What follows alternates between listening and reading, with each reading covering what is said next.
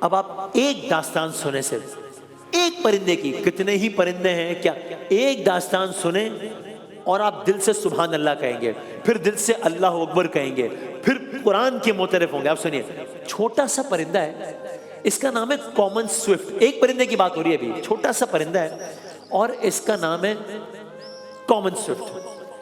قدرت کے حیران کن کمالات میں سے ہے یہ، حیران کن، مائنڈ بلوئنگ۔ کیا مطلب؟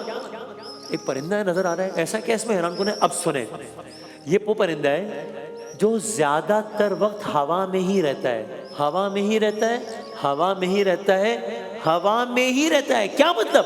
کتنا؟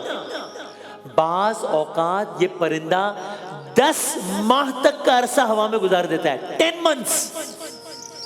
تو یہ سوتا نہیں ہے کیا؟ سوتا ہے، دیکھیں ابھی تو ہم نے کہا ہوا میں ہوتا ہے، تو کیا سوتا نہیں؟ کیا کرتا ہے یہ سوتا بھی پرواز کے دوران ہے۔ کیا مطلب؟ رات کے وقت یہ پرندہ آسمان میں بہت بلندی پر جا کر اپنے دماغ کا آدھا حصہ سلا دیتا ہے، آدھا دماغ سلا دیتا ہے، اسی وقت اس کے اسی دماغ کا دوسرا حصہ پرواز کو کنٹرول کر رہا ہوتا ہے۔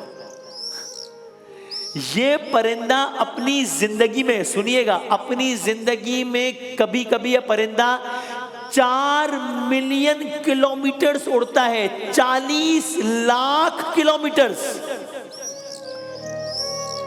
انسان اپنے آپ کو بہت بڑا ترم خان سمجھتا ہے، انسان کے پاس ایندھن ہے، انسان کے پاس جہاز ہے، انسان کے پاس نقشہ ہے، انسان کے پاس کمپس ہے، یہ سب نہ ہو وہ چند میل دور نہیں جا سکتا۔ ایک ننھا سوئفٹ پرندہ اپنے دل کے اندر گویا اللہ تعالیٰ کا ہدایتی کمپس لیے، اللہ تعالیٰ کا ہدایتی کمپس لیے دن رات پرواز کر رہا ہے۔ دل میں ایک معصومانہ سوال آتا ہے، اس کے دل میں یہ سب کس نے ڈالا ہے؟ اس کو یہ سب کس نے بتایا ہے؟ جواب قرآن کریم سے لیتے ہیں، اس کو یہ سب کون بتا رہا ہے؟ قرآن کریم سورہ نحل ہے، اور سورہ نحل کی آیت ہے، اور یہ نحل کی آیت شہد کی مکھی سے متعلق ہے، لیکن اس کا اطلاق پھر بطور مجموعی ہوتا ہے۔ سورہ نحل کی آیت میں بتایا، ہم نے شہد کی مکھی سے کہا، ہم نے شہد کی مکھی سے کہا اپنے رب کے بتائے ہوئے راستوں پر چلتی رہو جو تمہارے لیے نرم اور ہموار کر دیے گئے ہیں۔ اللہ تعالیٰ کہہ رہا ہے ہم نے ان پرندوں کے مفہوم، اگر اس کے مفہوم کو وسعت دیں، کہ ہم نے ان کو یہ دلوں میں ڈالا کہ بس اپنے اللہ تعالیٰ کے بتائے ہوئے راستوں پر چلتے رہو، چلتے رہو، یہ راستے ہم نے تمہارے لیے نرم اور آسان کر دیے ہیں۔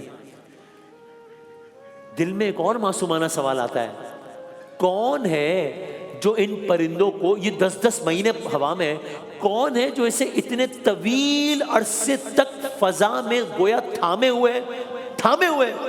اور پھر جواب میں قرآن کریم کی ایک اور آیت سامنے آتی ہے، پھر سورہ نحل ہے۔ آج سائنس بتا رہی ہے کہ یہ پرندہ اتنے عرصے سے ہوا میں ہی ہے، یہ پرندہ تو 10 مہینے ہوا میں ہے، ایسا لگتا ہے جیسے اس پرندے کو کسی نے ہوا میں تھاما ہوا ہے۔ کون تھامے ہوئے؟ سورہ نحل کی آیت سنیے اور سبحان اللہ کہیے۔ ترجمہ ہے اس آیت کا، آیت نمبر 79 ہے، کیا انہوں نے پرندوں کو نہیں دیکھا؟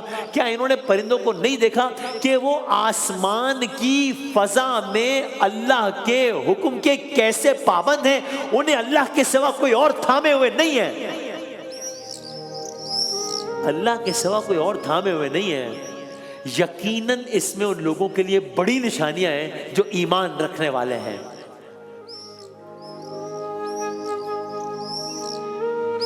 تو چاہے کوئی بہت بڑا پلانٹ ہو، چاہے کوئی بظاہر اتنا سا پرندہ ہو، اس کی قدرت کا شاہکار ہر چیز میں آیا ہے۔